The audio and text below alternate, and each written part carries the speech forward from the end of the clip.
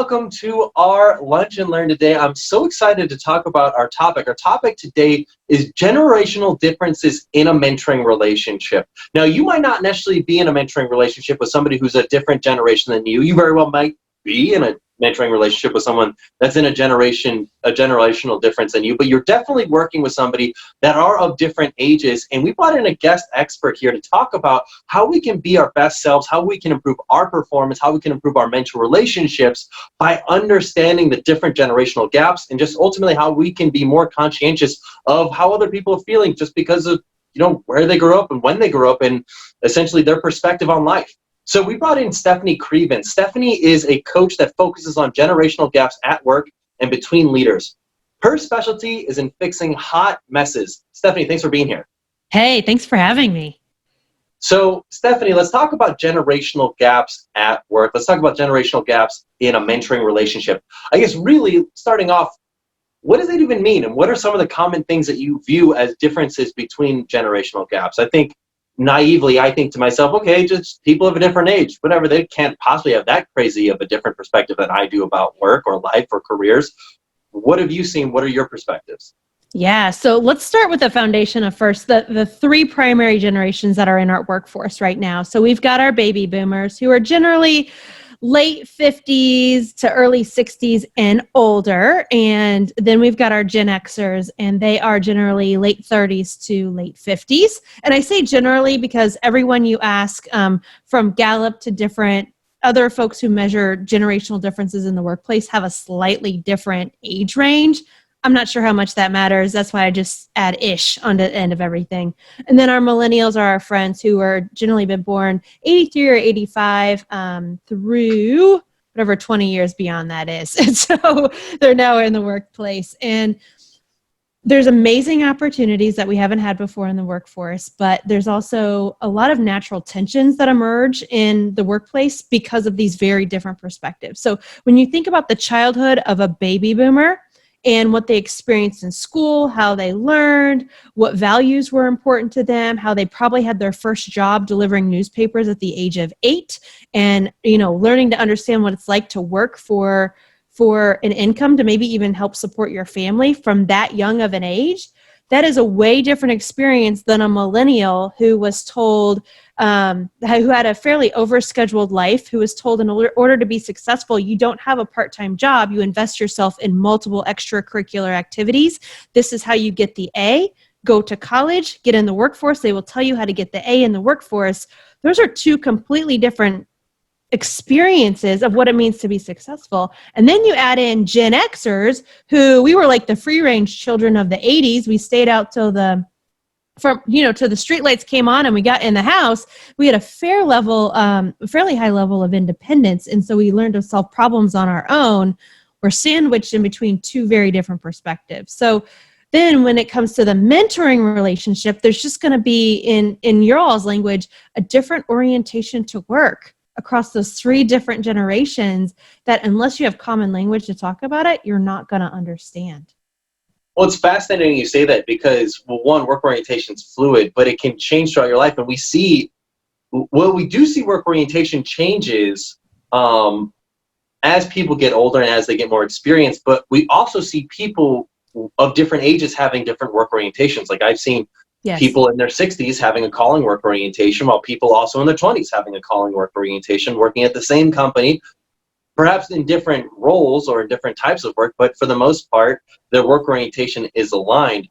But how they perhaps got to that juncture of this is what I want my work orientation to be, or this is how I view my work, is different. So can we talk a little bit more about that? That's fascinating. I'd love to learn more of your perspective on this.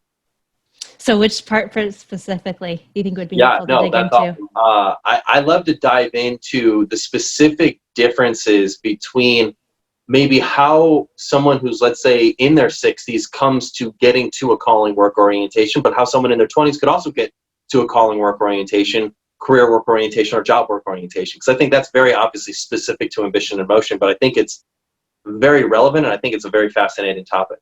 Oh, yes, absolutely. And when you introduced it to me, I was like, oh, this makes so much sense. It helped me better understand some of the folks that I was coaching. So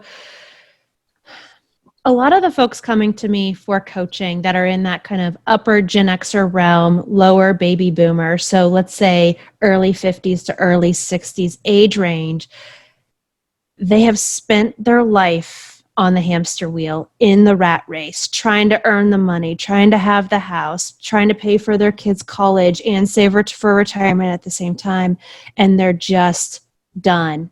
They maybe had something at work happen where they were passed up for a promotion and they're just done with the rat race.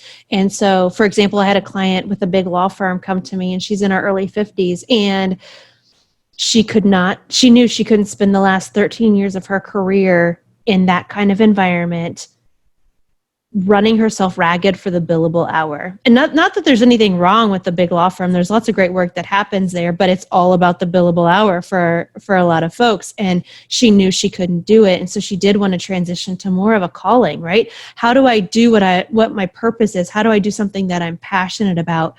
Because she now better understood that what she spent her career doing in that work orientation towards drive at all costs really had just eaten her soul alive, and she refused. She knew she couldn't spend the last 10, 12, 15 years of her life or of her working life doing that. And so I think a lot of folks in that older generation, they come to it because they've spent not a lot. I don't mean to overgeneralize here, but there's a segment of that population that they understand that there's something bigger and better to work, because they've spent so many years trying to fit their soul into a box to deliver this work that they just know they can't continue to do.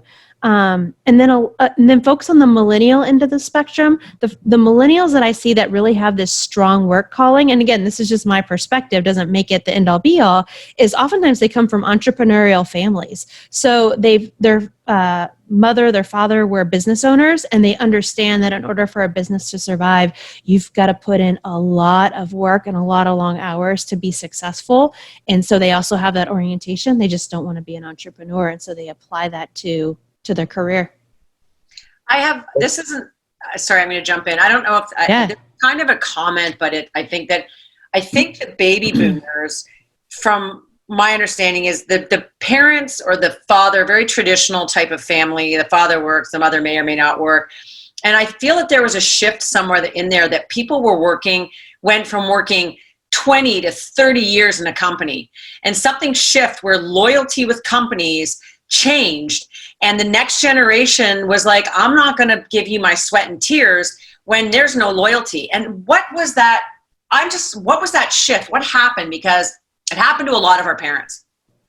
Yeah. So the way I've been exposed to it is really the Gen Xers were the first ones to experience that shift in loyalty as companies drastically imploded because of a variety of technological change, environmental issues, and then global politics as well. And so Gen Xers were actually the first, as they entered their career, where they made trade-offs in their marriage. So we're going to move to Portland because I want this job. At the next job, you get to decide where we move based on what's important in your career.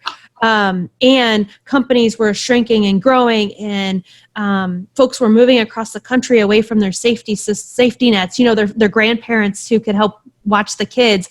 Those were Gen Xers that first experienced that. And so I can't exactly detail the economic factors at play, but they were certainly the ones. And so Gen Xers actually get labeled as being disloyal because they job hopped. They job hopped because of the environmental factors impacting their career and the economy as they were coming of age in the mid-90s all the way to about the mid-2000s. And so my experience, Gen Xers actually are extremely loyal. They want to be loyal, and they know enough about the world to know they have to put their economic self-interests first in their decision making. So that's what you hear, but they actually would love to be somewhere for 20, 30 years. It's on the employer side with the fluctuations in technology and the economy. They feel like they've been on the short end of the stick of that, not the employers.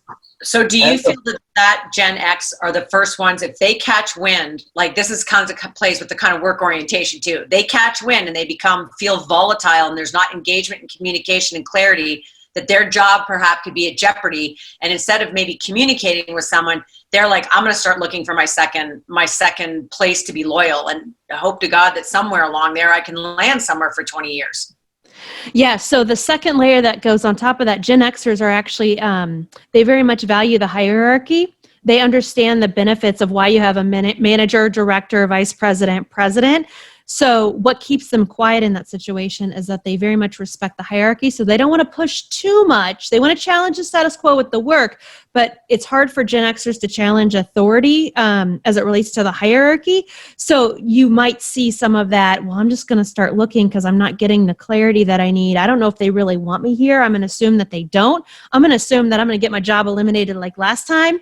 I better get my resume up to date so I can be ready to split, because I got kids in college and I got to pay for retirement, and that doesn't happen on $50,000 a year. Mm-hmm. Cool. So what I'd be curious to know is, what can we do as leaders, as managers, as companies, building and managing teams and people? What can we do to stay ahead of this? What can we do to try to be conscientiously aware of the generational differences, how one might feel? Because I think with what you're almost kind of saying, Stefanie, is that I would imagine in that case, in that same situation, there's miscommunications going on both sides. I mean, you've got, perhaps a Gen X or even a millennial, a professional who's feeling maybe that they're getting passed over, they're not getting the type of recognition they want. And you've got perhaps leaders that are perhaps a little bit older that don't realize this is what they want. They don't realize that this is an opportunity for, as a company, us to provide an opportunity for these people to learn and grow. And then when they leave, it's a blindside. We're like, what the heck? How the heck? What, this person's unloyal. I can't believe they leave us. How can we go about being more consciously aware of these factors about how other people are feeling at work? Yeah, so number one is we have to drop the stereotypes, right? We hear lots of disparaging things about millennials, and luckily that conversation is starting to subside a little bit. But, that's been happening for 10, almost 15 years now.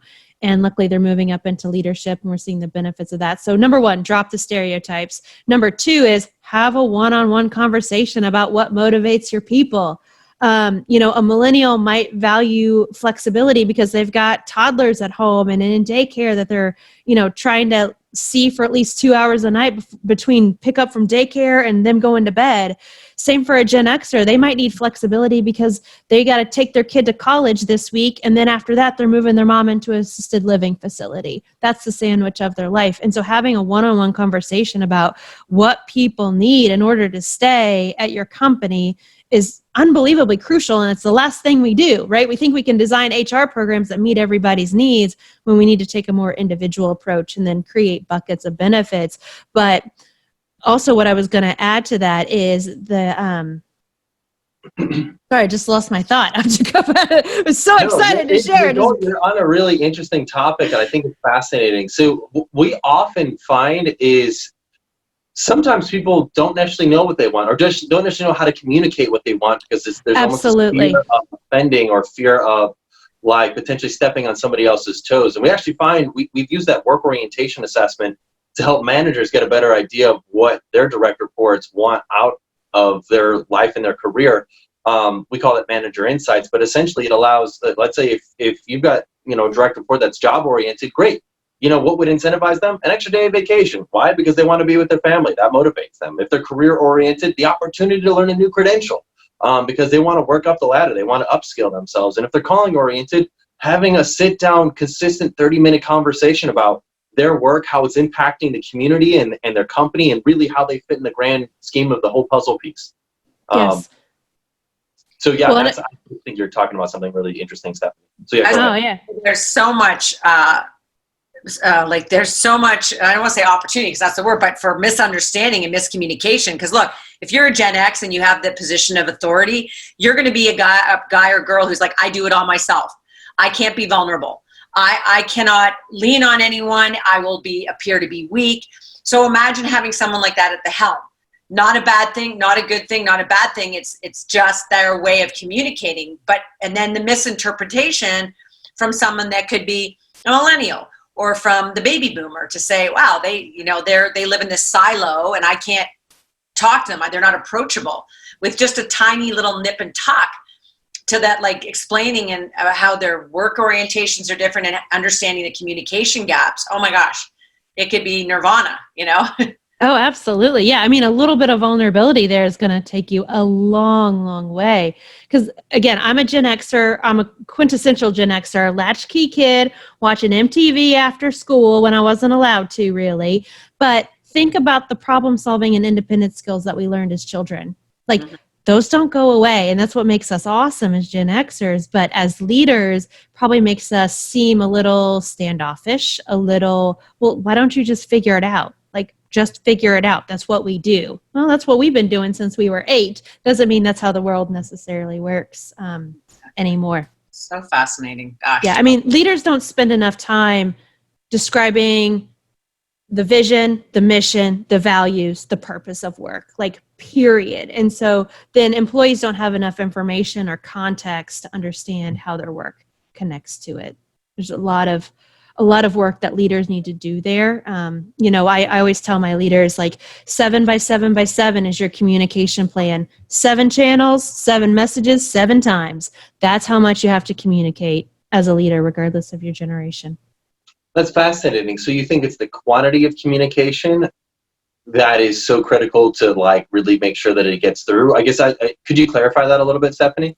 Yeah, so when leaders are communicating change, what I typically hear is, oh, well, I sent out an email to tell everybody what needs to be different. And then I talk to them at the meeting about how we need to change this process because of what's going on with our suppliers. And then they're super surprised when no one changes their behavior to match that new process. And it's because that's not how humans learn. We need to, just as in marketing, we need to hear things multiple times before we get it.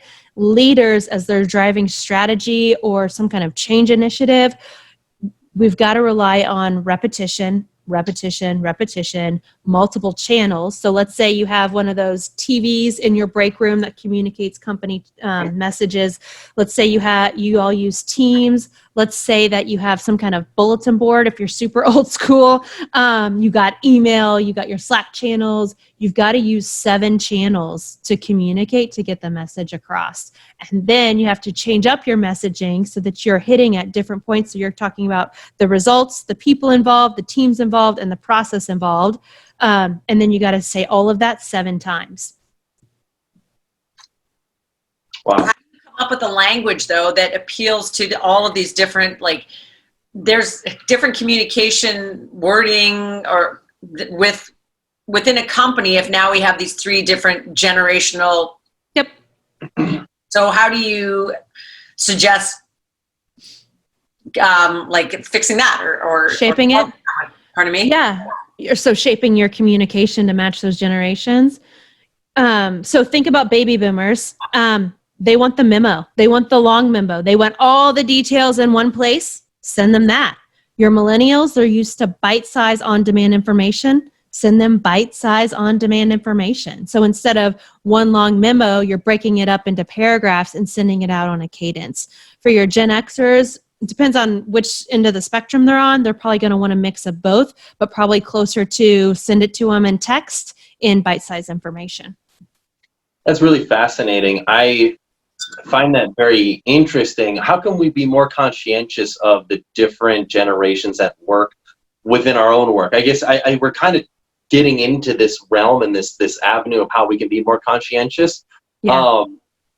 Really, it's a dual part question of how can we be more conscientious, and really how can we be more okay with being more conscientious? I feel like if, let's say, in this scenario, if I was a baby boomer and I were to say I would rather have it all on a big memo with all the information in one spot, I find it very frustrating to have to create bite-sized chunks on a when-needed basis for millennials. And on the flip side, as a millennial, if I were to see a big, long memo, I'd be frustrated reading this. I wouldn't read it all the way through. I'd say, okay, what can I cut? What can I paste? Like, I read the first sentence from the first paragraph. I think I can try to piece it together from there. How can we be more conscientious and be more okay with being conscientious about the different generations within the workplace?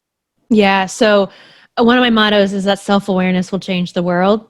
You have to understand that the way you think about the world, the way you communicate, is not how the rest of the world does it. One of the first times I read a behavioral assessment on myself, I was like, oh, this is why people think I'm an asshole. Okay.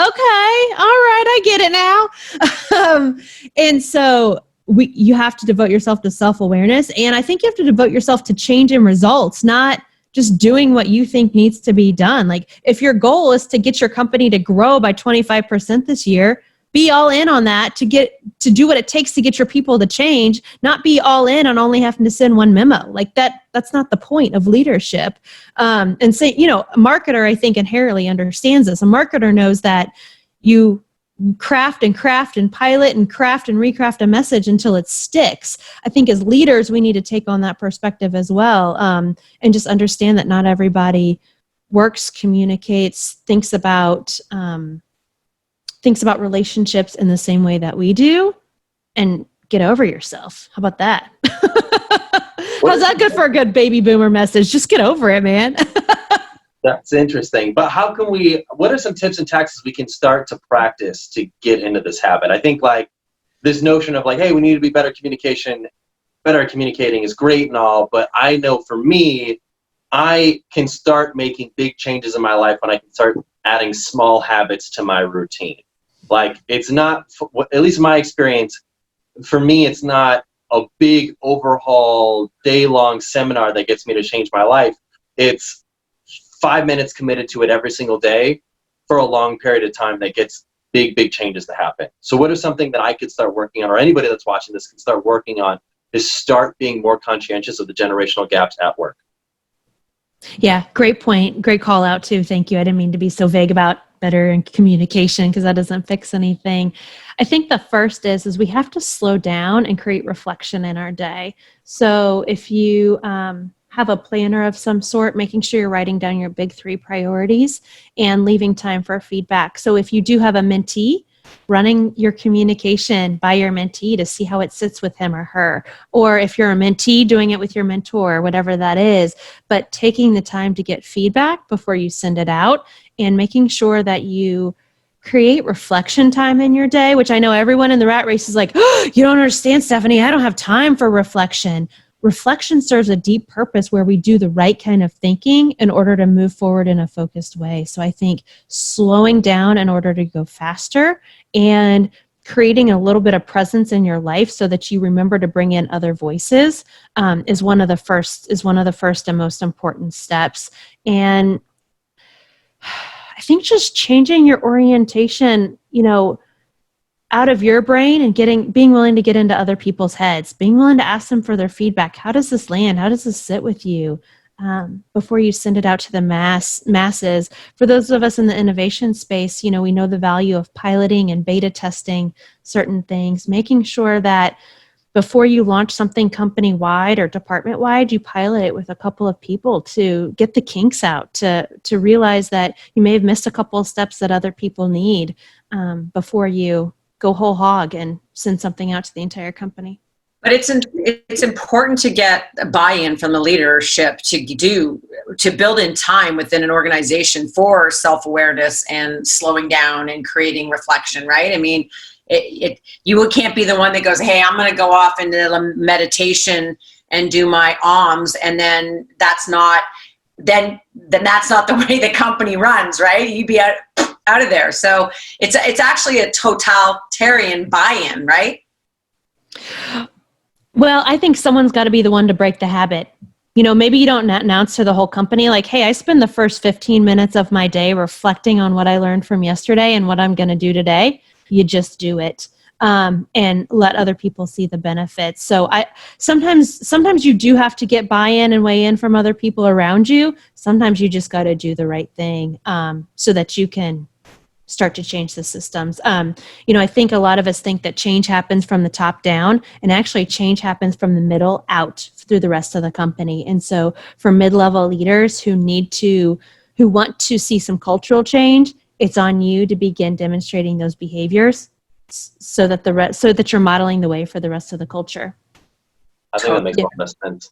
And one thing I do want to just jump in on is, I know you had mentioned it before, but we don't like necessarily using the term mentee because it insinuates a hierarchy between the relationship. It insinuates. So I think self-reflection is so critical, but it shouldn't just be like a thing that is done by somebody who's more in a junior position. It should be done by both people, because if we're taking true credence to this relationship and saying to ourselves, I can learn from this person just as much as they can learn from me, we're now putting ourselves into a mental framework where we're not above each other, but are actually on the same level and are expected then to be committed to the same thing. So we're both expected to be self-reflecting. We're both expected to be coming in prepared to our mentor meetings. And I just wanted to make that one minor note.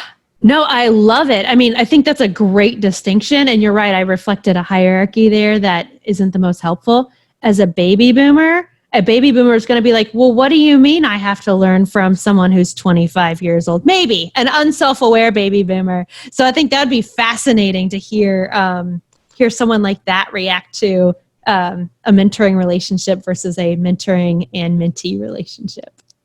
Well, that's exactly it. I mean, we hear that sometimes, and really the key here is you're not. Really the big thing we want to fight against is this whole notion of like, I'm more than happy to be a mentor, but I'm not actually interested in getting a mentor myself. When we hear that, it's like the cringe moment where like the intentions are incredible. We know you want to give back your knowledge, your insights, but the best way to give back that knowledge and insight is also being open to listening. What we find is that sometimes the best way of learning is to teach. And so by allowing the person you're in a mentoring relationship to teach you something that you either taught them or teach you something you never considered before, that can be so powerful for that relationship to thrive. And as long as you're open to learning it and saying, you know what, this is cool. I've learned something I never really considered before. You put yourself on an even playing field. It's not a position of weakness. It's a position of growth and strength and vulnerability, which is strength and growth within that. Yes. Just, hey, I don't know everything. And yeah, Stefanie, absolutely. I'm wondering if you can add insight into what Garrett's saying about we approach people who are more than happy to be a mentor, but are not in any way interested in a peer thing or to be mentored themselves. What generation first do you think they come from? And two is, why do you think that is? Like, what in their experiences may make them reluctant or defensive in that opportunity? Yeah. So oftentimes what I experience with my clients who are baby boomers, they've never had to clearly articulate their leadership style, work expectations, what they expect from other people, how we learn in this culture, because of the command and control style that they learned from their bosses and have continued to demonstrate.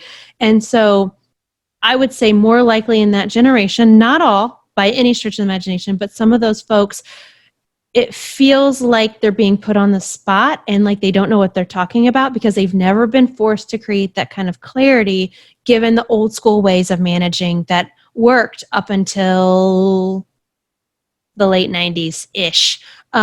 Even then, it probably didn't work well. But that's how Gen Xers learned. Gen Xers learned and were trained by learning through the fire hose. I just told you what to do, and you go and you figure it out, and we were equipped for it. And so with millennials, the frustration that baby boomers really experience is millennials are like, okay, I've been taught to learn by being given the directions and told how to be successful. And baby boomers are like, why should I have to tell you any of that? You just go and figure it out. This is what you do, just like I did, just like your boss before you. And so there's a resistance there and I think there's some insecurity there because they've just never been forced to provide that kind of clarity because the management styles, the leadership styles that they learned from didn't have any of that because it relied much more on command and control, hierarchy, just go figure it out versus a more modern way of learning. So do you think there's some imposter syndrome cognition there? Like I don't know how I got here because we've talked about that in another interview about how sometimes if you don't want to be called out because you have this huge weight on your shoulders that you're supposed to know it all. And maybe you got there through being promoted, but weren't necessarily leadership, right?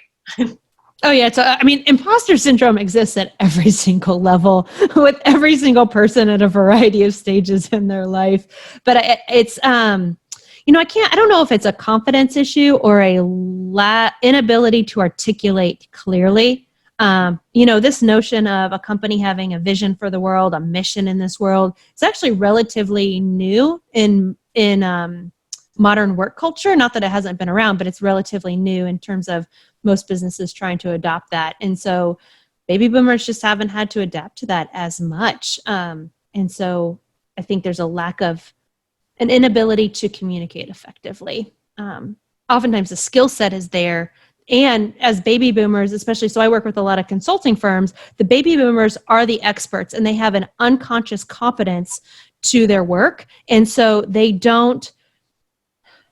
actually don't know all that they know. And it's really hard to train somebody when you can't articulate how you learned everything that you know of over 40 years of your career to someone who's brand new. That is, in terms of technical skill, that may not always be the best match. That's awesome. Well, Stefanie, this has been a fantastic lunch and learn. I feel like we've learned a lot about generational differences in the workplace and just in a mentoring relationship. I think this is something that we can apply in any professional circumstance or atmosphere, whether we're the leader of our company or we're a professional within our company. I think this has been extremely valuable. How can our audience learn more about your work? How can they learn more about you? How can they connect with you? How can they, just connect with your work and follow up if they're interested in learning more about what you do? Yeah, thank you. So if you follow me at Stefanie Krievens, or if you go to the website, stefaniekrievens.com, I'd be honored if you join the newsletter list. I send out weekly tips on change management, communication, leadership, primarily for my Gen Xers, who are my people, and I'm trying to help you lead more effectively. But if you also want insight into that world, I'd love to have you. I mean, the tips apply to all generations, but those are mostly the people that I work with. But yeah, if you want tips and tools and communication tricks in that area, stefaniekrievens.com. There's a whole set of resources there for you. Awesome. Stefanie, thanks for being here. Tori, thanks for being my co-host. Everybody, thank you all for being here on this Lunch and Learn. Have a wonderful rest of your day. See you, everybody.